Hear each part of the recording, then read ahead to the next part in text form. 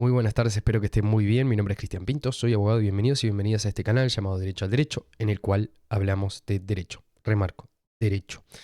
No es un canal en el cual hablamos de cuestiones políticas, ni de partidos políticos, ni nada por el estilo.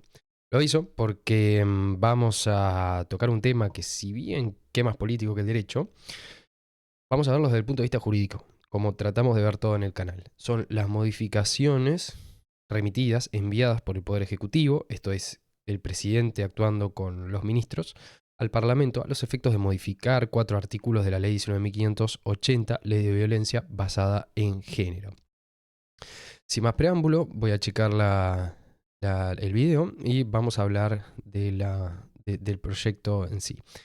Este proyecto fue remitido con una exposición de motivos, esto es, los fundamentos que sustentan estas modificaciones, en el cual se dicen algunas cosas que a mí me llamaron la atención.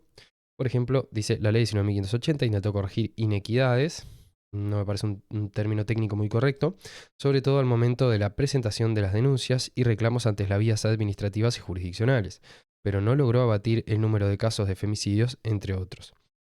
Yo creo que acá se mezclan muchas cosas y otra frase ya menciona las dos juntas, dice: las denuncias falsas son un hecho notorio. Eso es lo que dice esta exposición de motivos. Básicamente, respecto a cada artículo, ofrecen una serie de fundamentos. Mi intención no es la de desmerecer a los profesionales, seguramente hubo un colega detrás de la redacción de esta exposición de motivos, pero me parece que no es correcto técnicamente. Primero porque carece de una opinión técnica al respecto y falta conocimiento técnico sobre las cuestiones de violencia de género. Se nota, sale a las leguas. La exposición de motivos tiene la opinión de un profesor de derecho procesal, que no es por atacarlo a él, sino que tiene la opinión de un profesor de derecho procesal, de Justino Jiménez de Arechaga, un constitucionalista de la Facultad de Derecho, y de un informe de la UDELAR, si mal no recuerdo, sobre en qué consiste cada denuncia y qué medio de prueba era o sustentaba cada denuncia. Esas 3 cosas. O sea, estamos pretendiendo modificar una ley compleja, multidisciplinaria, que establece una serie de actuación de técnicos de distintas ramas con una fundamentación basada en un profesor de derecho procesal, un constitucionalista y un informe de la UDELAR que ni siquiera fue hecho para esto. Me parece, por lo menos, poco serio. Poco serio. Después, las denuncias falsas son un hecho notorio. No son un hecho notorio. ¿Qué es un hecho notorio? Un hecho notorio es un hecho públicamente conocido por todos. El clásico ejemplo de Tarigo: ¿quién es el presidente de la República? Todos deberíamos saber quién es el presidente de la República. Pero sin embargo, si paramos a cualquier persona en la calle y le preguntamos si existen denuncias falsas, ya es contrafáctico. ¿Cómo puede saber la persona, de todas las cantidades de denuncias que se presentan, cuáles son falsas y cuáles no? Me parece, en ese sentido, también un error técnico grave.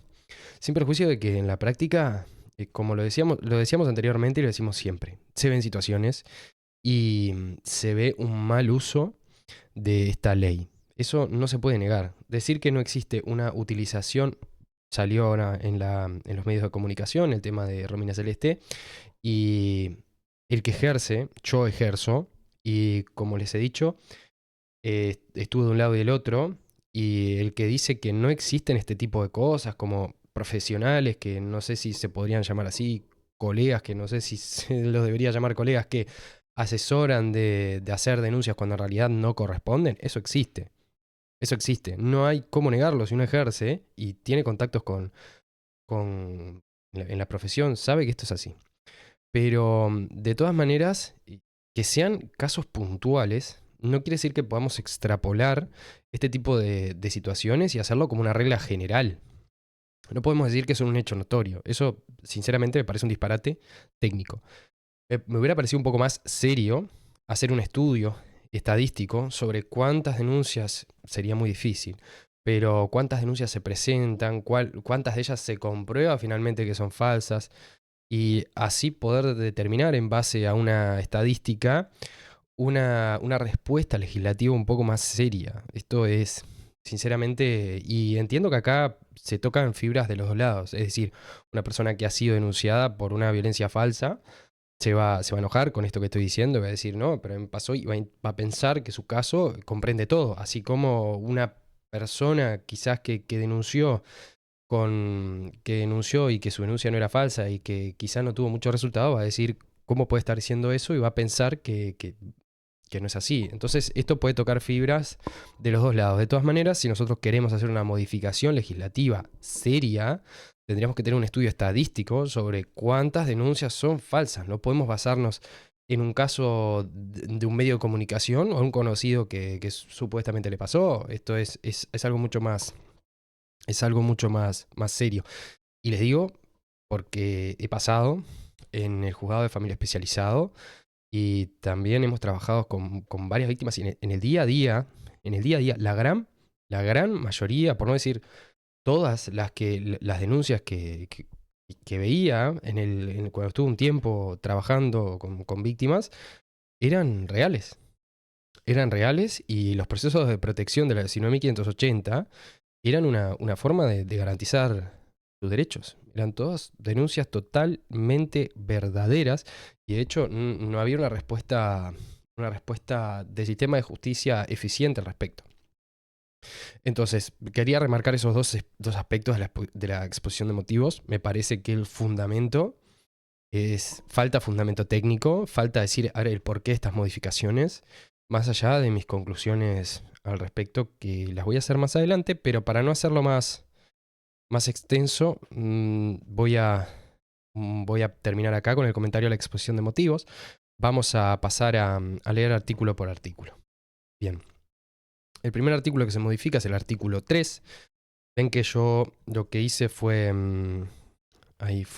sacarle, le pinté con color rojo lo que se saca del artículo actual y con verde lo que se incorpora. Entonces el artículo 3, que habla de interpretación e integración, te dice que para la interpretación, interpretación, ustedes saben que interpretación es a ver qué argumentamos sobre qué entendemos sobre las normas.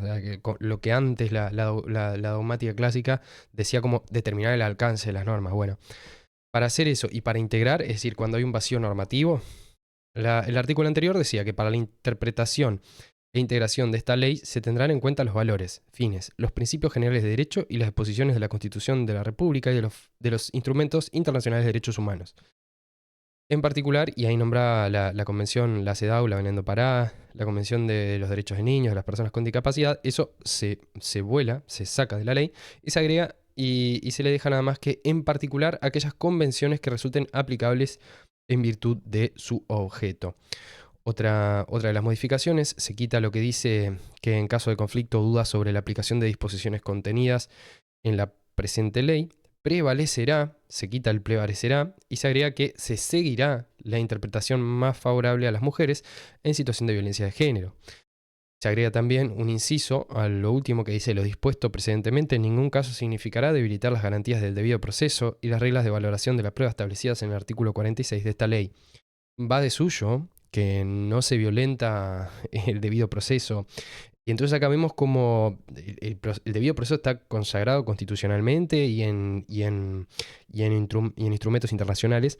Acá en el fondo, en la cuestión simbólica, lo que se puede ver es que hay una fuerte intención o un pensamiento sobre que esta ley violenta el debido proceso. Y se atiende especialmente a las medidas cautelares o autosatisfactivas que están previstas en la ley y provisionales también. Entonces, ya eso ha sido sustentado, en mi opinión personal, no viola el debido proceso y también ha sido posición de la Suprema Corte de Justicia. Vemos también lo simbólico, el mensaje que se quiere dar, porque esto no es solo lo que se diga acá, el texto, sino lo que hay detrás. El eliminar la referencia a la Convención de Belén do Pará, que define lo que se entiende por violencia contra la mujer, etcétera, genera obligaciones de los estados, la obligación de adoptar y de impedir que se ejerza violencia contra la mujer. También la CEDAW, que habla sobre lo que se entiende por discriminación contra la mujer y da una serie de directivas a los estados y así, etcétera, se quita la referencia a eso. A mí me parece que es erróneo.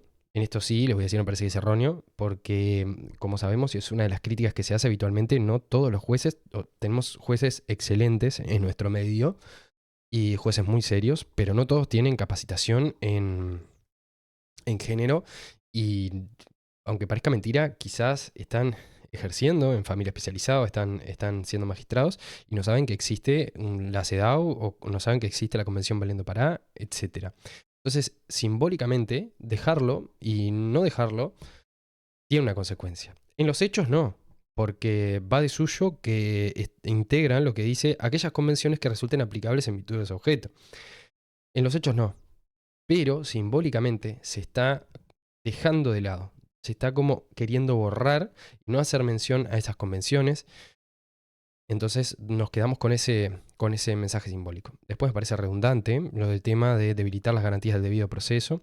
En todo caso, lo que debilita las garantías del debido proceso es que no existan, como dijimos anteriormente, que no existan en los juzgados funcionarios suficientes, que no se pueda convocar una audiencia suficiente para poder, en el caso que se dispongan medidas, para poder ofrecer prueba de las medidas, que no existan técnicos suficientes para trabajar con las víctimas o con los denunciados, etc. Pasamos al artículo siguiente, artículo 46, valoración de la prueba.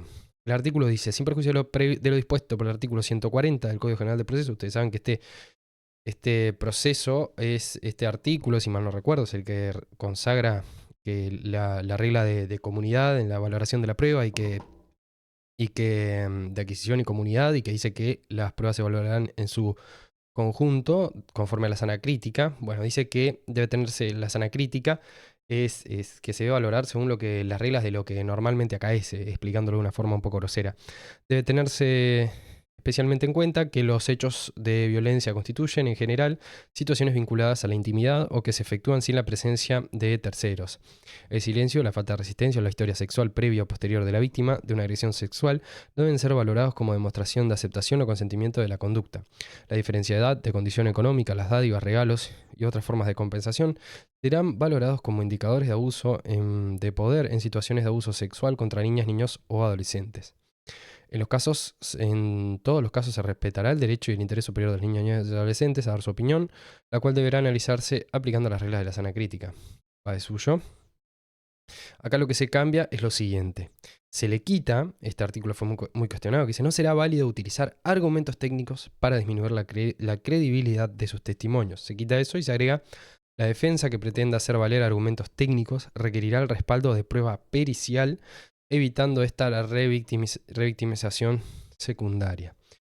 Las pruebas ofrecidas por ambas partes deberán evaluarse de acuerdo con el principio de la sana crítica, respetando el derecho de defensa. A suyo, el tema de la sana crítica ya estaba establecido en el principio, en el acápite del artículo, pero se remarca que ofrecidas por ambas partes, que las pruebas de ambas partes, en lo contrario como estaba el artículo anterior, que dice la cual deberá analizarse, esto es, habla que solamente la opinión de las niñas, niños y adolescentes se deben de aplicar bajo la regla de la sana crítica. Acá está diciendo, no solamente la opinión de las niñas, niños y adolescentes, sino, sino también la prueba ofrecida por la prueba, no las opiniones del denunciado, sí, denunciado en este caso. Entonces ven cómo se intenta simbólicamente favorecer la posición del denunciado, que esto no está mal. El denunciado es una persona que está pasando por un proceso y tampoco tiene que quedarse sin garantías. O sea, siempre se tiene que buscar un equilibrio. Tampoco podemos avasallar totalmente. Sé que son cuestiones complicadas, sé que son cuestiones que tocan temas difíciles en la sociedad, pero tampoco podemos pretender que el denunciado quede totalmente sin garantías. Y perjuicio de ello, me parece que esto es redundante. Es más que lo simbólico de cómo darle un poco más de presencia en la letra al denunciado, me parece que en los hechos no cambia mucho. Sí, lo que este artículo, que habla sobre los argumentos técnicos, ahora, y según lo que viene en la exposición de motivos, se pretende que el denunciado pueda valerse, por ejemplo, solicitando prueba pericial como una cámara Gesell. Es una cámara en la cual un técnico interroga a la víctima detrás de una pared, en la cual no se ve, y ahí está el juez y otros técnicos en el cual ahí en base, pongamos, a esa pericia, se pueda, se pueda disminuir la credibilidad del testimonio de la víctima. A mí en esta cuestión me parece, parece un tema delicado, ¿no? El, establece como regla que la prueba, que tiene que ser mediante prueba pericial, entonces, por lo tanto, va a ser un órgano del Poder Judicial el encargado de hacer la pericia, y eso da un poco más de garantías, pero a ver, si ya partimos de la base, y esto hay que estudiarlo, ¿no? Porque a ver, todos podemos hablar del tema de género, pero esto, y lo digo yo sin ser un experto, pero estas cuestiones se estudian y se hablan con profesionales, con psicólogos. Por eso les decía, la exposición de motivos es muy vaga. Porque esto, a ver, tenemos que ver qué dicen los psicólogos al respecto. Si vemos simbólicamente, acuérdense, simbólicamente el mensaje que da la ley. Si las víctimas, ya para denunciar a una víctima es muy complicado que llegue al proceso de denunciar, pasa por determinadas etapas que las saben los profesionales, los especializados en esto, estamos hablando de otros técnicos como psicólogos, ya si la víctima para denunciar tiene que llegar a esta etapa y si ve que en la ley, si es que mira la ley o si es que tiene un profesional que la aconseja, dice que existe la posibilidad, en realidad se le está dando mensajes en la ley de que existe la posibilidad de que encima al denunciar después su testimonio vaya a ser sometido a pericias para saber si es correcto o no, es complicado. Es complicado. Yo no estoy de acuerdo con esta modificación en particular, doy mi posición. Me parece que no suma y no va en línea con la finalidad de la ley, en la cual es proteger que las mujeres puedan tener un acceso eficaz a los medios judiciales. Bueno, seguimos con el artículo 59, denuncia. Cualquier persona que tome conocimiento de un hecho de violencia basada en género puede por cualquier medio dar noticia al tribunal o a la fiscalía competente, esto sigue igual, por cualquier medio, llamada telefónica, lo que sea, los que adoptarán de inmediato las medidas de protección urgentes que estimen pertinentes de acuerdo a lo previsto en esta ley. Se le quita la parte que dice siempre que la noticia presente verosimilitud y se le agrega que la noticia deberá presentar verosimilitud, no le cabrá responsabilidad de tipo alguno a quien le hubiera dado. Esto decía la parte anterior, ahora la nueva dice, en aquellas denuncias que se realicen a sabiendas de un delito que no se ha cometido o que sus indicios sean simulados, será de aplicación lo dispuesto por los artículos 179 y siguientes del Código Penal. Vamos de vuelta con lo simbólico. Se está insistiendo, se está remitiendo un delito y se le está diciendo a la denunciante o sí, a la denunciante, porque esta ley es para las mujeres y mujeres trans, se le está diciendo a la denunciante, mira, que esto va a pasar por más que ya sabemos que puede pasar. Ya en el caso de denuncias falsas, si es que se demuestra que existe una denuncia falsa, perfectamente se puede denunciar, y de hecho están siendo por simulación de delito, ¿no? Están siendo formalizadas personas conocidas en el medio en este momento por eso. Digo, no va a cambiar nada. Me parece que esto lo único que hace es agregar como un mensaje simbólico que va dirigido a los denunciantes que, ojo, pueden ser violencia basada en género, puede ser cualquier persona, ¿no? No solo mujeres, sino también adolescentes, niños y adolescentes. Le está tirando el mensaje de, esta ley le está mandando el mensaje de, miren que van a tener un delito penal previsto, por más que ya existe, pero la ley insiste y lo remarca.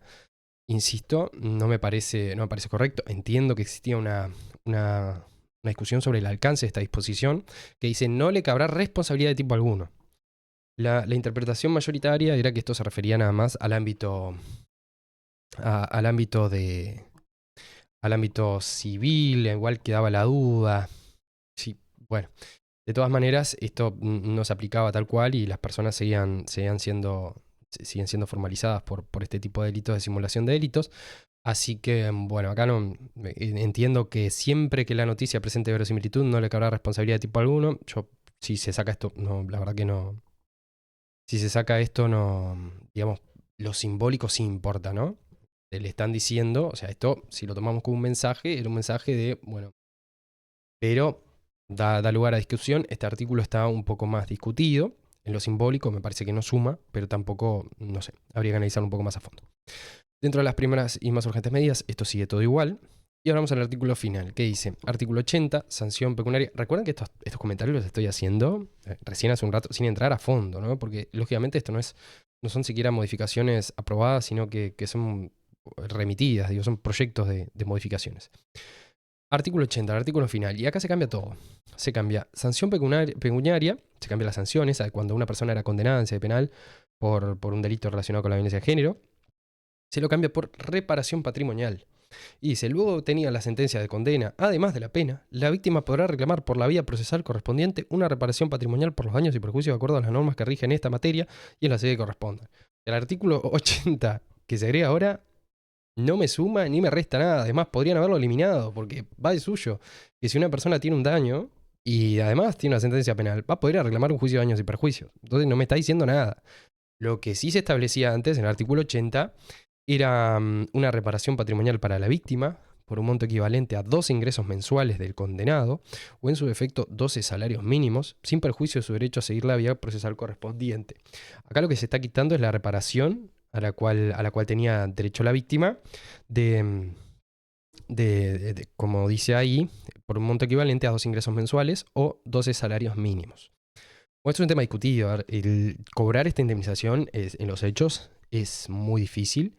Si el condenado no paga voluntariamente, entonces hay que iniciar un proceso que es complicado, que tiene ahí a la víctima detrás. Esta articulación muy criticada porque se ha dicho que hay víctimas que inician el proceso para obtener un premio económico. A mí me parece un disparate, pero lo que sí hay que comprender es que en principio, siendo muy generalistas, la prevención de la violencia la violencia basada en género tiene en sí 3 pilares fundamentales, lo cual es la prevención, la represión y la reparación. Hay autores que disciernen entre más etapas, pero no es solo la represión en sí, la pata que hay que fortalecer, sino que también la reparación. Entonces las víctimas, después de tener un suceso de sufrir violencia de género o sufrir un delito o etcétera, o cualquiera de las violencias previstas en la ley, pasan un tiempo en el cual es muy complicado o que se reinserten en el trabajo o en definitiva porque son hechos que les causan un perjuicio en la vida. Entonces lo que buscaba esta norma era garantizar una reparación. Sin perjuicio que podemos entender que, a ver, si ya hay una condena y ya está condenado por una cosa, el sujeto también imponerle una doble condena por este medio, que en forma de sanción pecuniaria, bueno, yo creo que si se saca esta sanción pecuniaria, se saca este derecho, al menos el Estado tendría que hacerse responsable. Es decir, el Estado, mediante la CEDAW, mediante instrumentos internacionales, en la misma ley, se compromete a la reparación del daño. Entonces, si el Estado está quitando una compensación, debe garantizarla, porque en definitiva el Estado también es responsable por la violencia, por la violencia de género. Y de eso se trata la debida diligencia. O sea, acá el Estado me está diciendo, yo te saco una reparación, pero no me hago cargo de nada, te la saco y ya está. Entonces, ahí no está cumpliendo el Estado uruguayo, el país Uruguay, no está cumpliendo el gobierno con el deber de debida diligencia establecido en instrumentos internacionales, que quiere decir que tienen que adoptar una actitud proactiva para cumplir, entre otras cosas, con la reparación del daño. Sin entrar muy a fondo, ya está, son estas las modificaciones. Pueden verlas ahí, si quieren pueden ir pausando. Mi comentario final es que esto es más que un mensaje simbólico, que no voy a atribuir intenciones, más allá de lo que estoy viendo y lo que me dice la ley. No voy a entrar en el tema político, porque esto se hace un boca river y ya se empieza a tirar, que esto, que de los blancos, que del frente, que lo que sea. No voy a entrar en eso. Lo que sí es que ya estuve diciendo en videos anteriores que lo que se precisa es más presupuesto, más capacitación, operadores que estén más capacitados, lógicamente que el presupuesto conlleva a más técnicos, más edificios y dar una contención tanto en la prevención como en la reparación a las víctimas. Y esto no ayuda en nada. No ayuda. En mi opinión, solo resta. Una modificación a la ley 19.580 que ni siquiera cuente con un respaldo técnico, que no cuente con presupuesto, que no vaya orientado con la finalidad de la ley, a mí no me suma en nada. En nada. O sea, me parece esto, no sé, empezar a hacerle remiendos a la ley con mensajes simbólicos y quitando reparaciones, reparaciones, sanciones pecuniarias que la verdad es que no, son esas modificaciones que la verdad que no la entiendo. O sea, no la entiendo y no quiero atribuir intenciones políticas a nadie, ni al presidente, ni al gobierno, ni nada por el estilo. Estoy hablando jurídicamente en la ley 19.580. Modificarla de esta manera me parece incorrecto técnicamente. E insisto, Para hablar de cuestiones de género hay que estudiar. Yo estuve en varios seminarios y estuve en un curso, por suerte pude entender un poco a nivel introductorio el tema, pero hay que estudiar. Mucha gente cuando se acerca a la materia no piensa que hay que estudiar tanto, pero hay que estudiar. Hay muchos instrumentos internacionales, hay muchas cuestiones multidisciplinarias, hay que estudiar. Y para hablar de género hay que estudiar. A veces nos parece que es un tema tan corriente que todos podemos hablar y todos podemos opinar, pero de ahí a que nuestros argumentos sean correctos, hay un mundo. Entonces, para hablar de género y para hablar de este tipo de cuestiones y de modificaciones judiciales respecto a los temas de género, hay que estudiar. Hay que estudiar. Entonces, todos podemos dar nuestra opinión y lo que sea, y en base a nuestras vivencias, lo que nos pasó, etcétera. Pero si no nos ponemos en serio y multidisciplinariamente a abordar este tema, todo lo legislativo va para abajo.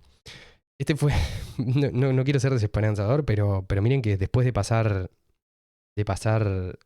muchas horas ahí en el juzgado de familia especializado, uno se da cuenta como la cosa está mal, tanto para las víctimas como para los denunciados. Muchas veces hay denunciados que no tienen derecho y pasan tiempo con medida porque no tienen el derecho de ir a una audiencia, porque no hay técnicos, no hay personal, no hay nada, no hay funcionarios, y no se celebran la audiencia para poder revisar las medidas. Siquiera para decir, no soy yo, no era yo, nada. Entonces, esto patea para los dos lados, pero el debido proceso, más allá de un eslogan, de una etiqueta legislativa, requiere dinero. Si no hay funcionarios, si no hay técnicos que puedan celebrar adecuadamente las audiencias, si la policía no trabaja bien, si no hay suficientes policiales, y todo queda en la nada. O sea, la ley es texto. Entonces, no quería dejar pasar estas modificaciones. Vamos a ver qué rumbo siguen. Espero que les sirva de algo y quedan abiertos a comentar, siempre con respeto y sin tratar de hacer esto un Boca River con argumentos, con los argumentos que quieran, pero siempre con respeto. Debajo en los comentarios les dejo un saludo, muchas gracias por mirar y hasta la próxima.